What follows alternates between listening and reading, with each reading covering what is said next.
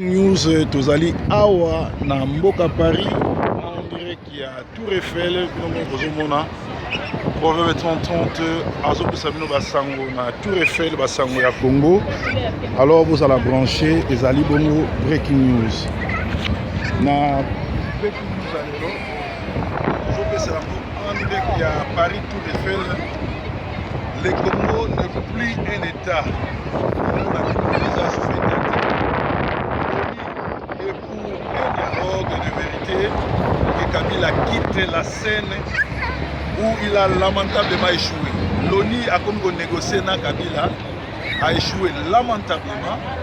A bomisi ebele, a sombi bachar ebele pour na koboma pour détruire ba Congolais, mais bazali ko négocier na ye a quitté na kimia parce que Congo ezaka susu mboka te.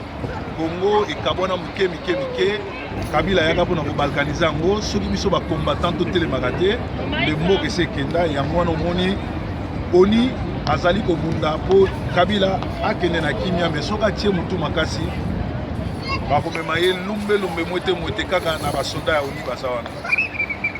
Le 27 avril ezali journée commémorative ya fin ya traite des noirs dans le monde.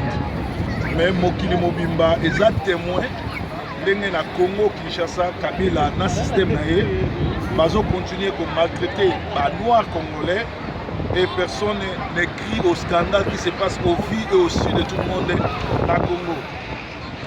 Kabila est le plus grand problème na Congo. Un criminel rwandais au service de Paul Kagame na Congo pour recoloniser ba Congolais pour kokotola ba matière première na biso. Il faut que Kangaye, que Samisaye, na bakili na ye nyonso asala na système na ye mobimba. Ba G7 ba travailler 15 ans na génocidaire rwandais. Donc azali ba co-génocidaire ba koki kolongwa mbala moko te na pouvoir ba comme en opposition sans pourtant ba justifier. Ba ron na bango na ba escroquerie nyonso tout basala il faut to kanga bango. Alors, lelo na Kinshasa, Bolandi en direct et depuis mortel, il y a Epoumani, Papa Wemba, et Outaki déjà, posons à Kinshasa, Bayambi est un fils digne du pays, un digne fils du pays, Oyo, à Tombolagi, c'est-à-dire à Tombolagi, culture na biso, ma Congolais, Balélié, Bayambi, mais ma Kébissi, Kanya, Mana Kabila, bameka kobotola ebembete ndenge basalaki fois passé batika ba Congolais barendre bamawema Argentine na lilita na ye pe gouvernement ya bacriminel bakangi Kinshasa bakanga Kinshasa te mpo babangoka soki kaka matanga esalami to population esangani ebele mpona soulèvement populaire soki botravaillaki bien pendant 15 ans bokobanga soulèvement populaire te bakinois toute occasion pe ya kitoko yango oyo ya kose soulever liwa ya Epoumani ekoki komemela biso révolution na Congo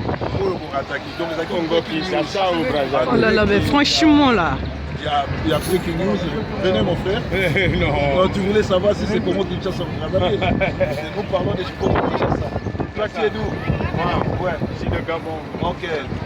Merci mon frère Gabonais. Donc, Ezaki breaking news, on dirait qu'il y a Tour Eiffel, Paris. Bye bye for now.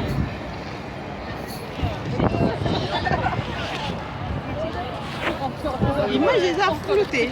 Hein? Et puis m'a flouté l'image. C'est lui flouté. Ambiance à Paris. Ils ont mon atoza awa na Tour Eiffel. Bikolo na bikolo ezali awa. Chargé de la presse Liwana, tous allez bon ambiance à Paris, ici Kawapi, bana ya mboka mobimba baye ba touriste bazali awa ko monisama na mboka Paris. Ouais, asseyez-vous. Breaking news, on dirait qu'il y a Tour Eiffel avec Proverbe 30.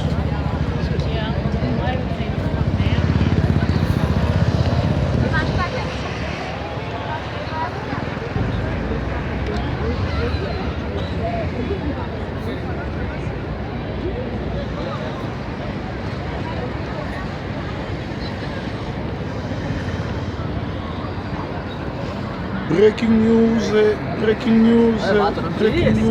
live en direct à Paris.